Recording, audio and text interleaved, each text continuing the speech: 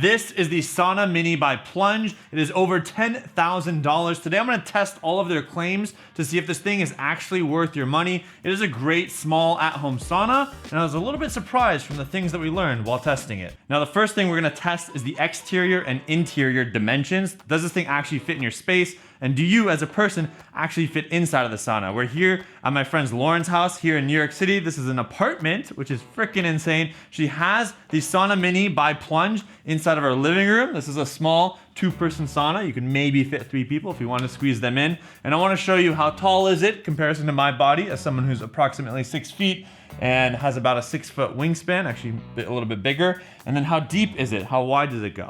So let's test it out. When it comes to interior dimensions, it's 4 feet 4 inches in terms of the width in the back. The door is 3 feet 8 inches, and the space away from the benches is about 3 foot 3 inches, and the total distance is 4 foot 9 inches. So the benches, there's 2 benches, have approximately a depth of 1 foot 6 inches. So the sauna is built for 2 adults. Let's see if this actually works. In the drawing, it shows 2 people. So both of us are gonna go inside here, sit down on the top bench, come on in. And if you look here, there are 2 layers of benches. There's a bottom bench here for your feet and then a top bench, which we're gonna sit on. We got this much in terms of how much our knees have space to pop out. My feet barely touch the floor. Do your feet touch the floor?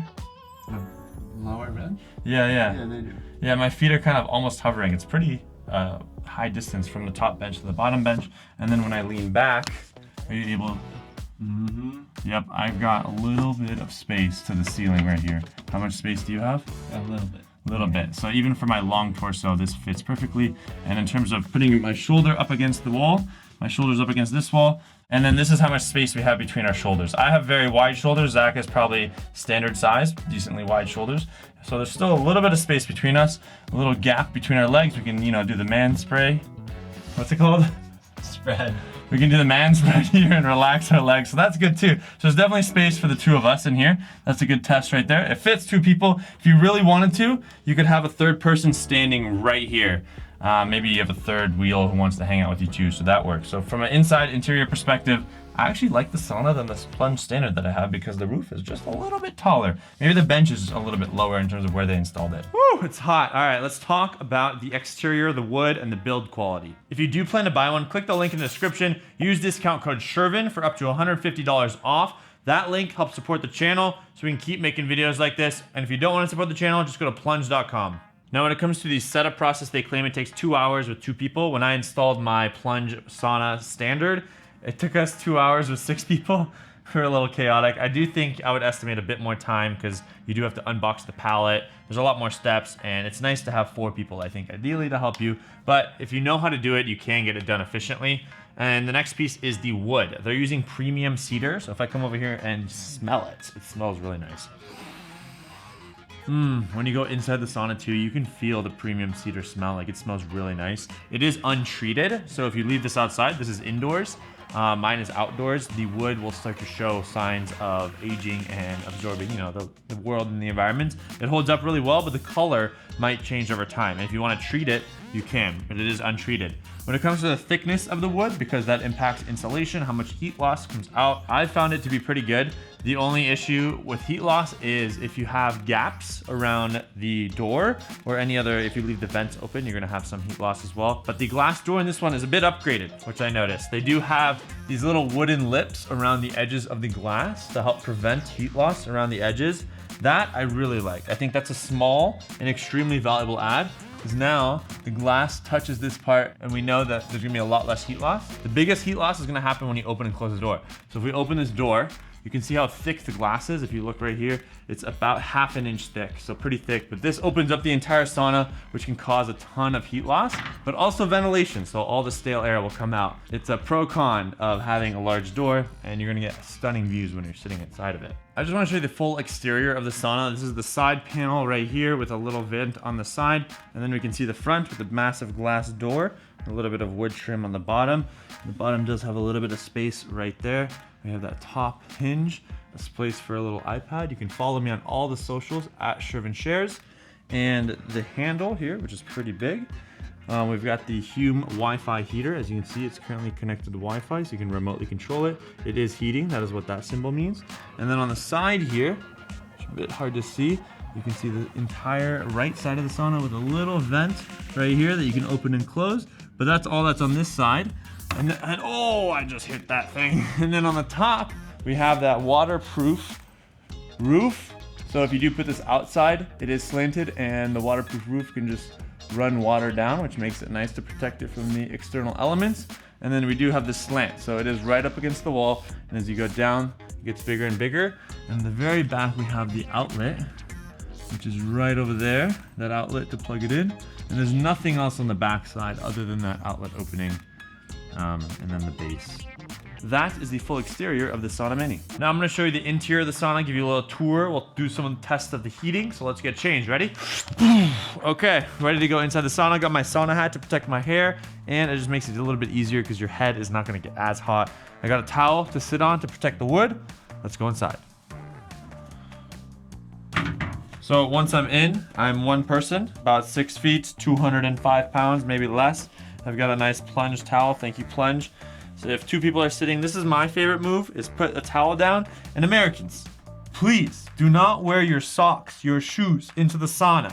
Swimsuit, ideally no swimsuit, but for this video, we wear swimsuit. It's gross. Gym sauna, don't wear your shoes, it's gross. So now we got a towel down to protect the wood a little bit longer, and I will sit down here. I do have a longer torso than average, but I'm able to rest my back up against the wall. This is kind of how it feels with my legs down.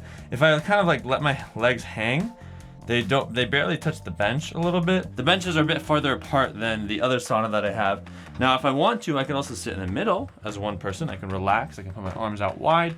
There's no other place to like rest my arms, but I could sit like this. Another thing people like to do is lay down. I don't think these benches are deep enough to lay down, but I can show you. But overall, I think I'd probably sit down here. So there's not enough space for me to comfortably lie down. I guess maybe I could do it this way, huh? If I come this way, roll my feet up and around, then I could, in theory, lay down like so. So yeah, if you want to lay down really badly, I think I barely fit, just bent knees. My shoulder is ramming into the back, and this shoulder's kind of coming off, but it's definitely possible.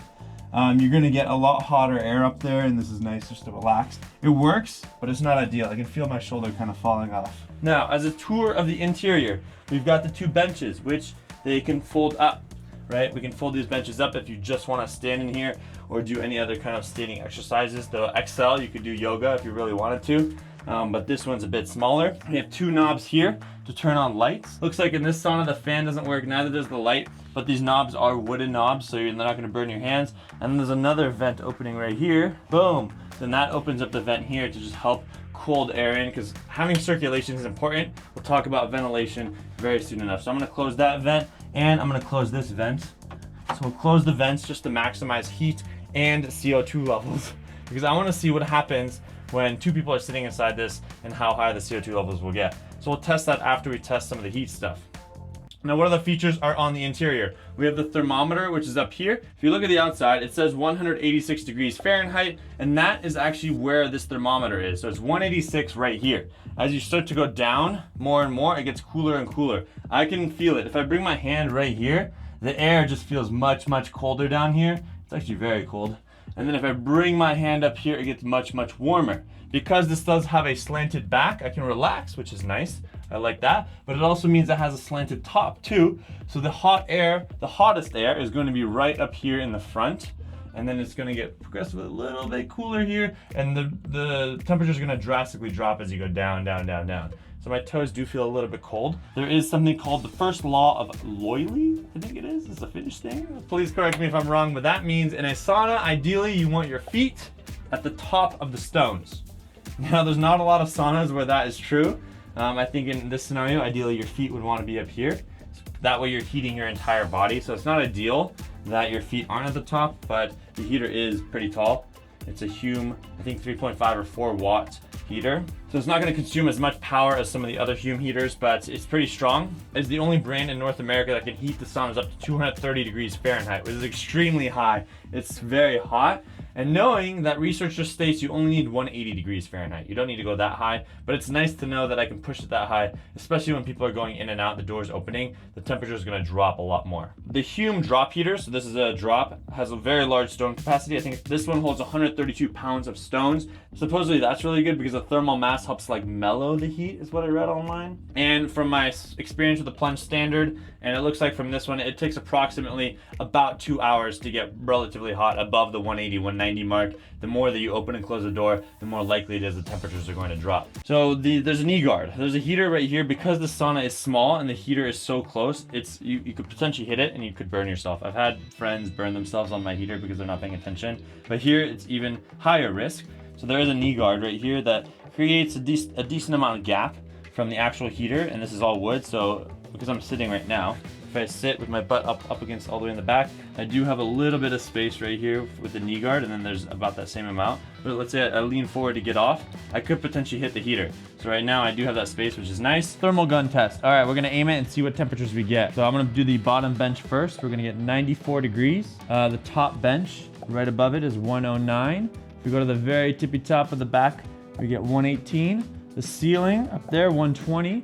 The very ceiling toppy top is 134, 130. If we go right where the heater is, right next to that, it's about 124. If we come down to right above the heater, we're getting 113, 117. If we touch the rocks, what do we get here? 107, 107. The top of the outside is getting about 120 on the wood, and then if I touch the ceiling piece, it's 107, 102. It is currently 176 degrees Fahrenheit, so both of us are gonna go inside, thermal gun test. On the inside, we're getting about 360, 390, almost 400 degrees Fahrenheit on the rocks. If I really point it inside, it goes up to 400. The metal on the Hume heater is about 200. The wood right above the heater is about 200. It looks like this is without the glass door in between this time. All the previous tests were with the glass door. Now if we come up next to the Hume heater, so that's also measuring, it said 177. We're getting about 168, 170 on the surface right next to the heater.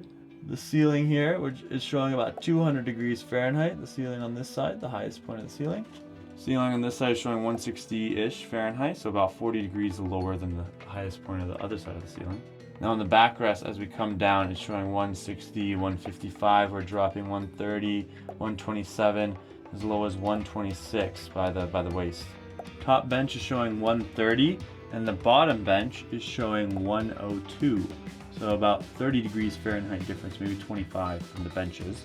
And then the floor is showing 95, 94. The vent is showing 95 closed.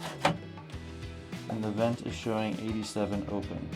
So now we're going to start at 180. This is the side panel. We're going to start at the very tippy top point. We're going to slowly drop 160s, 150, 144, 136, 120, 107, 103, 99, 92. So that just shows you how much the temperature just dropped from 170 to like 95 from the bottom, from the tippy top of the highest point to the very bottom.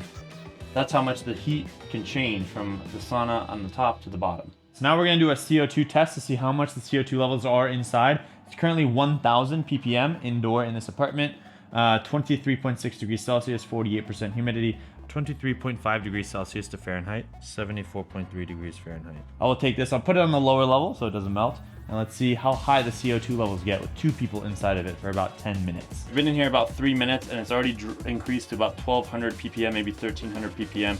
Let's see how this changes over the next 7 minutes. It's been 10 minutes and now we're at 2,500 ppm, which is currently in the red zone on this RNet.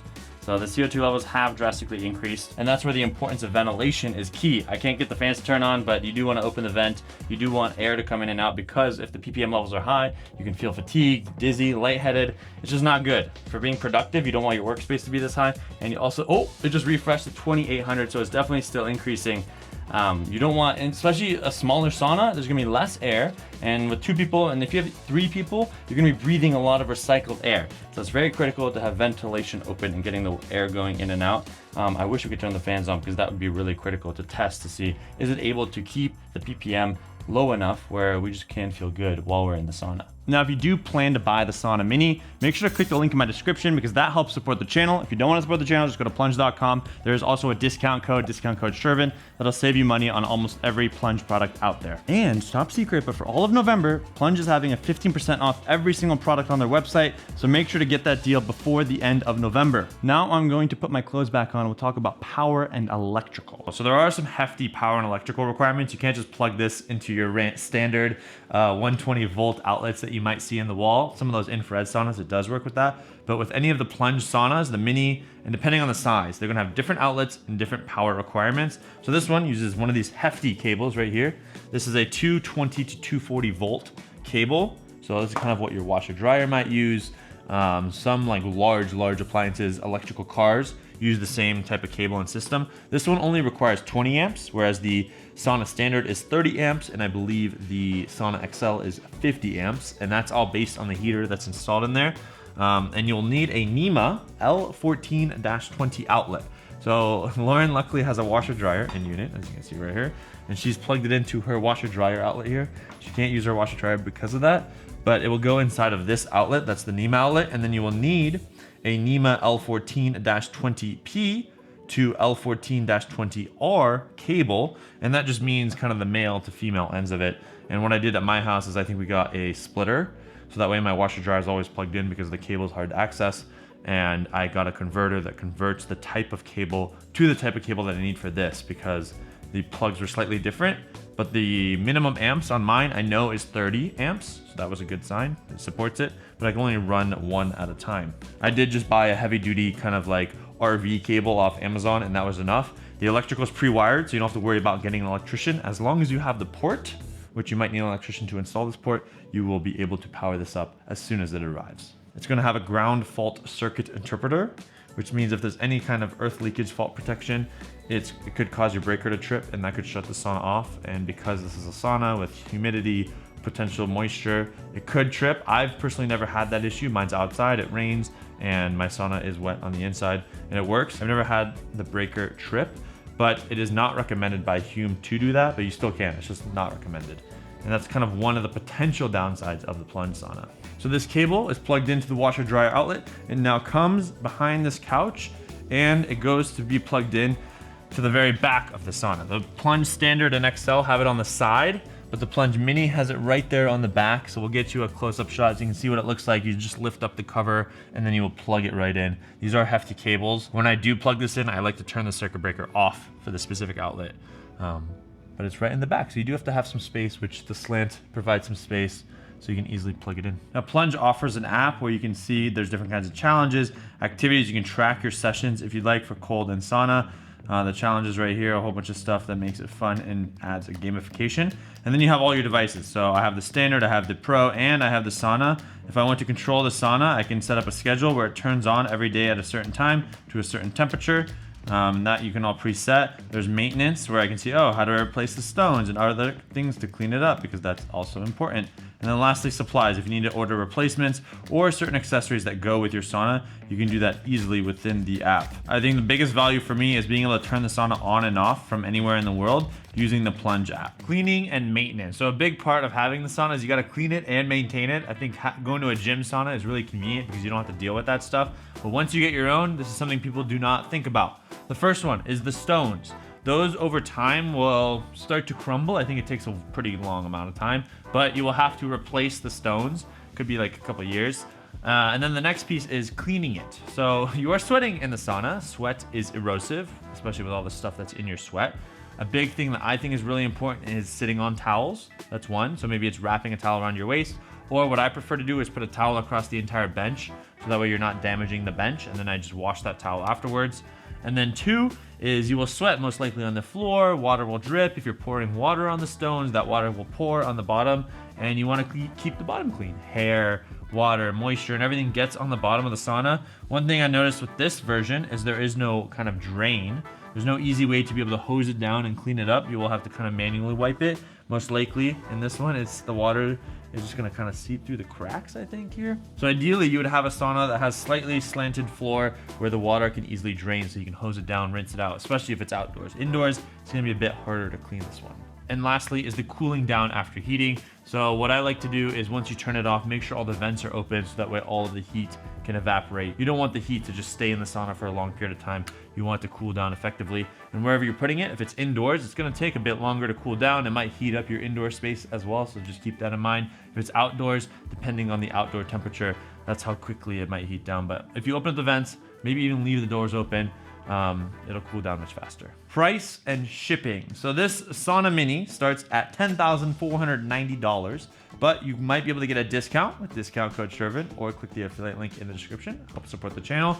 And they do have other kinds of sales. So I think right now they're actually doing a Black Friday sale. If you go purchase it before the end of November, you will get up to 50% off everything on the Plunge website. So just click the link in my description, get your 15% off. And if you're like, hey, $10,000 is a lot of money, I don't want to pay that cash up front, they do have a 0% interest, $0 down, 24-month plan that you can do through one of the third-party providers on their website too. There is a $1,800 sauna service assembly on their website. And then shipping time.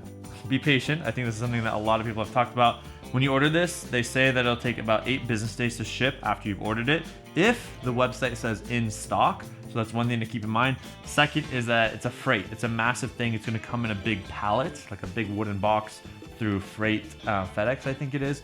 So that, just be patient. And if they're not in stock, it could be a while to get these in stock, because they do set it up in their warehouse in California. They test to make sure everything that works, and then they take the pieces apart, they put it in the pallet, and they ship it out to you. So just be patient. If you are going to order this, don't expect it to come right away. This is not Amazon. This thing is pretty big. Now, customer support. They do mention on their website if there is anything wrong with the sauna, within 30 days, they will do anything to fix it for you. So that's good to know. And they do have a 30-day hassle return policy with some stipulations. We can have that information linked down below. So do know that they will cover most things in the very first 30 days. There's a 1 year, I think 1 year warranty on this, or 2 year warranty on the sauna. So if things do go wrong that aren't your fault, they will help with that. And I know a lot of people have mentioned that the customer support can be a little bit flaky. I haven't tested it, so if you want to see me test that in a future video, maybe we'll go top secret and test customer support at all the different brands out there. Let me know in the comments below. Since you enjoyed this video, go watch my review of the Plunge Pod. It's a great cold plunge and sauna combination with this Mini. Go check it out for small spaces, apartments, outdoor, indoor, whatever it is. Those are actually my 2 favorites right now, so check it out, link below.